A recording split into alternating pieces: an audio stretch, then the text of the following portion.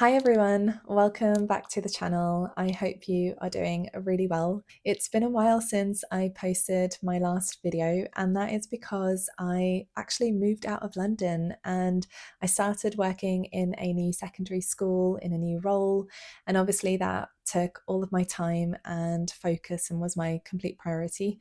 But now with the summer coming to an end and the new academic year about to start, I have felt inspired to come back and say hello and to start to film some content for you all. For those of you who are new here, hi, hello, my name is Sophia. I teach science in secondary schools in the UK, and I run this little community page here on YouTube just to share tips and advice, all things related to teaching for those of you who are training to be a teacher or who are already well-established teachers, whether you're in primary or secondary, and also in an attempt to inspire and motivate myself and other people to hopefully stay in the profession. So if this is something that interests you, then definitely subscribe to the channel down below. In today's video, I want to talk about getting ready to teach your very first few days of a new academic year. I'm hoping that this will be particularly helpful to those of you who are new to teaching, and if that's the case, very best of luck for those very first few days. But I'm also hoping that there is something useful in the tips I'm about to share to those of you who have been teaching for a while. I would be really keen to know what are some tips and routines and habits that you yourself have when you're teaching your new classes and how you get ready for the new academic year. So definitely leave those in the comments down below. So the first is to get your timetable and your medium-term plans ready. By now you should know what your teaching timetable is and what classes you will be teaching. And you should also have access to the curriculum so that you know what topics, lesson sequence and lesson order that you need to follow. So with that information, I would recommend for you to do a few things. The first is to write up your timetable in a way that makes sense to you. You are going to be using it quite regularly, so decide a format or the different versions that are going to be the most helpful to you. So for example, you might want to do a smaller version of your timetable to fit on a lanyard. You might want to think about having a printed version on your teacher desk, and also an online version for you to be able to access from your phone, work, or personal laptop. It's also a really good idea to, in addition to the classes that you will be teaching, to also schedule things that you routinely do each week, like staff briefings or tutor registration or CDT and line management meetings. The second is to write your medium-term plans for all of the classes that you teach. I'm in the habit of actually writing my medium-term plans for the whole academic year. I think that's quite unique to being a science teacher. I often feel that the curriculum is very tight. There's always so much to teach. So I have to feel reassured and a little bit of a guarantee that it can all fit in the time that I have with a class. But that does not need to happen for everyone and for every subject or for every teacher. So I would recommend that you write your medium-term plans for the first few lessons and for the first half term so that you have a really secure and solid plan for what you're going to be teaching. Now, in order to write these medium-term plans, you are going to need to liaise with teachers if you share a class with anyone so that you know exactly what topic or what lessons you need to be teaching.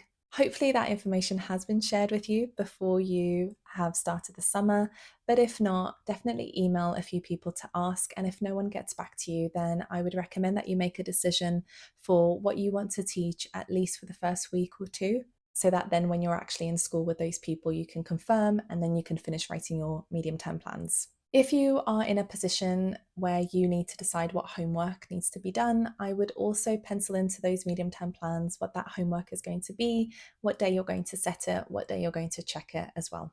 It's useful to check the school's guidelines if you're not sure. You can pencil them in and then you can change that a little bit later. And the last thing I would recommend for you to do is just to sort out your seating plans.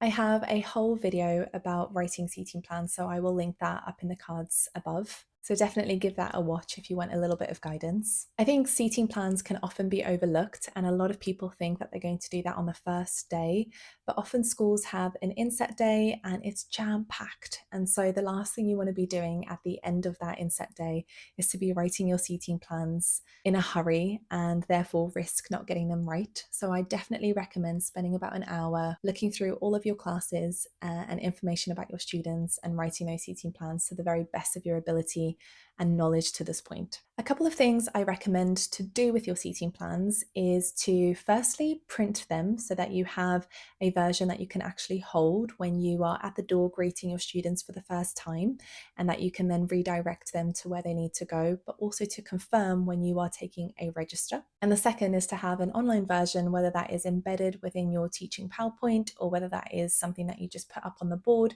so that you are at the door and they are coming in, and if they're not really sure, they can have a second checkpoint for them to confirm exactly where you wanted them to sit. These things do make a difference because it takes up a lot of time at the start of a lesson, and it just ensures and helps to have a smooth transition, particularly if you're having to deal with a few characters at the start of the academic year.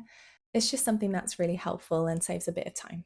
I would also recommend with seating plans that you don't only just save it in a PowerPoint or somewhere that you're not going to access again. If you have unplanned absence and you need to set some cover, you do have to attach a seating plan. So try to save them in a way that you can then easily attach that for those moments in time. Okay, so now that you've got your timetable and your medium-term plans and you know what you're teaching and you know who you're teaching and where they are seated, you can now focus on my second main tip, which is to get planning.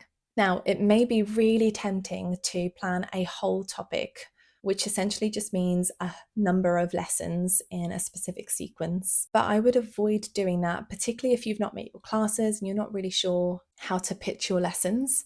So at this stage, if you are very new to teaching, I would only recommend that you plan a very first handful of lessons. By all means, you can plan a topic at a time. I have lots of Plan With Me videos and how I plan my lessons, so definitely check out. I'll signpost a few playlists in the cards or in the description box down below. But I think it's really important that you don't over plan and then give yourself too much work to do to tweak them. It's always best to plan lessons in response to students' needs. So it might just be a good idea for you to start to collate resources that your school already have, or things that you have used during your training or in previous years, or from online resource websites like TES.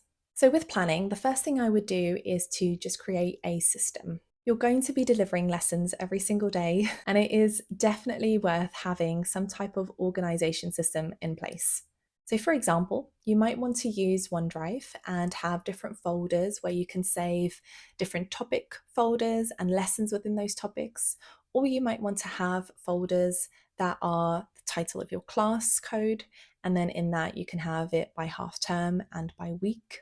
For resources that you have to print, if you want to make sure that you're getting ahead of yourself and printing them ahead of when you're delivering those lessons, then I would recommend for you to have some type of binder that you can allocate to a class or a year group, or a binder that you can have. There's these wall ones or little folders, and then you can just save those printed resources once you've printed them in that space for you to use whenever you need to. Second thing I would do in terms of planning is to get the very first lesson planned with all of your classes. This is a really important one. In that lesson, you should focus on communicating what your expectations of students are, if you've got any rules, what routines you have, sorting out exercise books, and introducing the topic that you're about to teach them. The good thing about planning these first lessons is that once you've planned it for a class and it's gone really well, you can then reuse that time and time again. And then once you're done planning that very first lesson, I would then go ahead and plan the second and third lesson, just to kind of give you a bit of buffer for that very first week teaching and to manage your time with planning so many lessons. Get those ones done as a priority. Keep your planning really simple for those lessons, focused on what the learning objectives are, doing a little starter retrieval, teaching them what they need to know, and then giving them a task. This will give you a really good opportunity to get to know the class really well, and then you can start to plan subsequent lessons a little bit more tailored to meet their needs. And finally, with planning, do not underestimate the time it takes to print. So many teachers are wanting to use a printer on the very first day.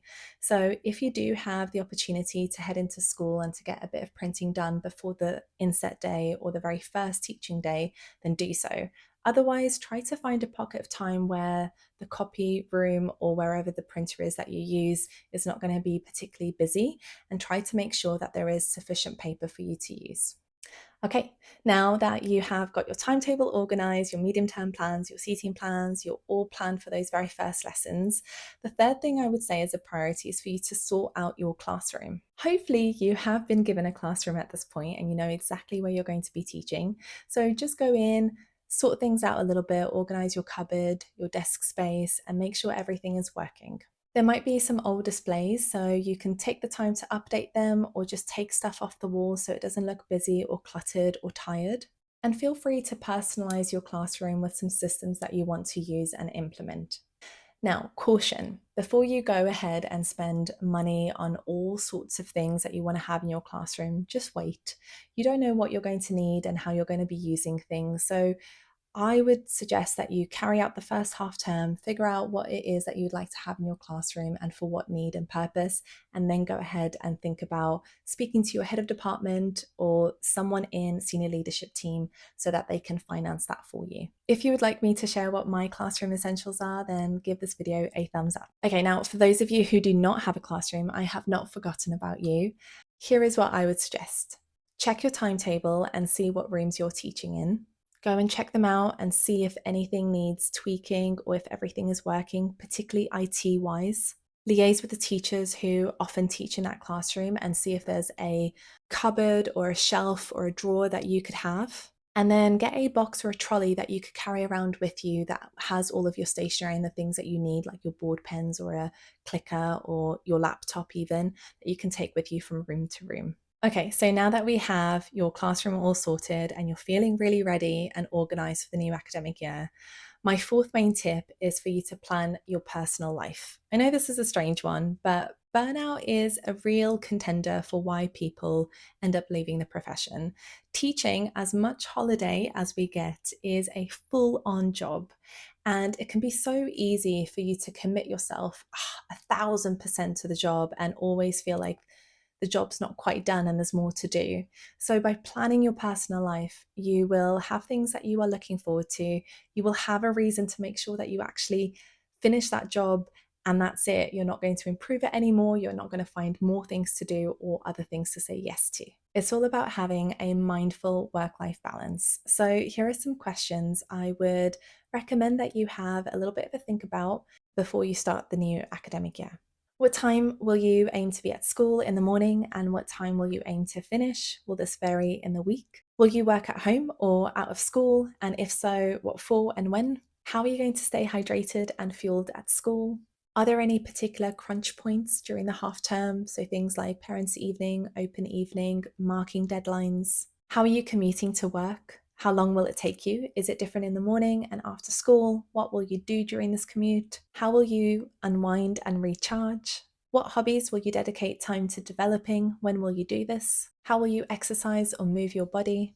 How will you catch up with friends? How often, when, and who? What activities or events do you already have booked into the calendar? What other ones will you book and look forward to going to? How will you manage your life chores and responsibilities? And who are you going to ask for help when you are feeling a little bit stuck? And my final tip is to rest and relax. Chances are that if you are watching this video, you haven't started the academic year yet, but you are starting to worry and wonder what things you can be doing. It's really important to just take a few days before it actually starts and just enjoy yourself, enjoy the time, enjoy your friends, company, yourself, and make sure that you're feeling really rested so that you have all the energy that is needed to be your best self on that first day. And there you have it. I hope that you have found this video useful. And if so, I'd be really keen as to what your favorite tip was, or if you have any questions, then please do leave those down in the comment section down below. Thank you so much for watching. I hope you have a wonderful day and I will see you soon again. Bye!